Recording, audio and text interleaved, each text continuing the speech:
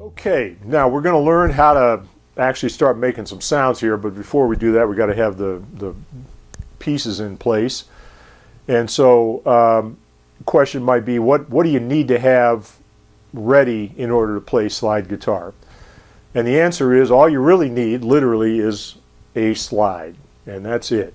You don't need to have a fancy guitar setup or a spare guitar that's rigged out for slide. Some players do that, you know.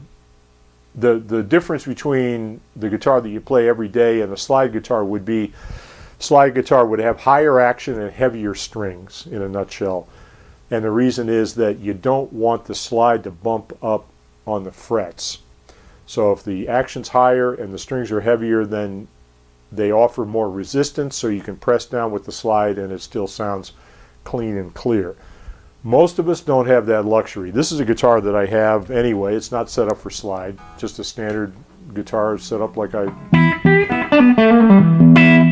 all of my guitars are. Same action, same strings. I happen to use 11 gauge strings, but over the years I've developed, you know, enough technique to be able to bend it as far as I need to bend it, and so on. So I'm used to that. And the 11s are heavy enough to kind of resist the pressure of the slide. But you do need to have a light touch when you play a standard electric guitar. If you use 9s and you have low action, it's going to be tricky. You have to really develop your technique. So you might want to consider if you want to bump it up a gauge if you've been thinking about it. But it's not a requirement. It's just something that you have to take into account. So standard guitar, set up standard, no special equipment, no special pedals or anything. You can add effects to slide guitar like you do to your regular guitar. But my goal is to get you to sound good with a clean, clear tone. And if you can sound good that way, then everything else just enhances that. But you don't lean on external effects to make it sound good. So there's your guitar. There's your equipment, basically the same as you always play anyway. So the only thing you need then is this. And what is this? Well, standard, in this case, it's made by the company Jim Dunlop, and it's a glass slide. It's as long as the guitar neck is wide, and it's kind of 1/4 inch thick. I guess they would call it like lab glass,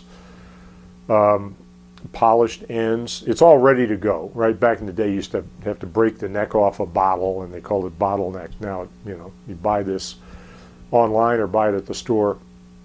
And what I like about it is it's thick enough that it has a little bit of weight to it, so I don't have to press down the string to get it to contact and resonate. I can rest it lightly on the string.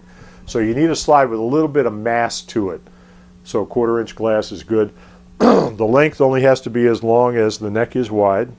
Everything else is just extra. If you want it, you got it, but it's something else you have to maneuver. And don't want it to be too heavy, because then it will be harder to control. So this is compact and efficient. Now, lots of choices. There are metal slides. There are ceramic slides.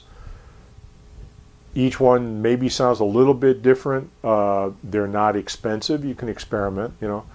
But for starters, just pick something that is available. You know, we'll go from there. Now, the key question really is, what finger do you want to wear it on? And if you look at great slide players, there's every finger you can imagine. Well, there's 4 of them. That's how many you can imagine. But, you know, great players have used slides on any of those fingers, and they sound great. So how do you make a choice? Well, there's no right answer to that, but my suggestion is, if you haven't already become accustomed to using the slide in a certain way, then start with your little finger. And what that does is determine how big around the slide is in the middle, the internal diameter, so that it should slip over your finger and then stop right at the knuckle there.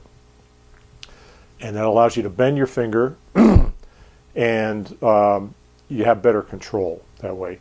And you have the other 3 fingers available to play your normal stuff. So you can play, you know,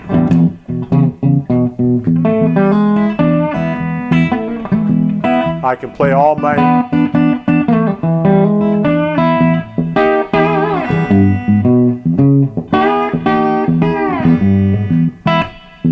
right?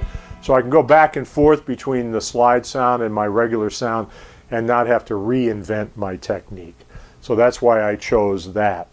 So that means that the slide fits here and I'm good to go. If I wanted to put it on another finger, the slide might not work so well. I would have to get a wider diameter.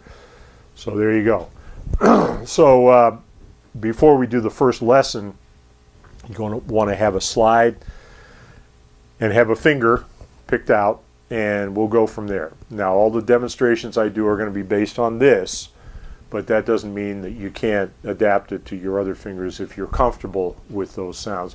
There are some advantages to using other fingers, but I think this one in the end is the most versatile. Okay, so without further ado, let's get down to it.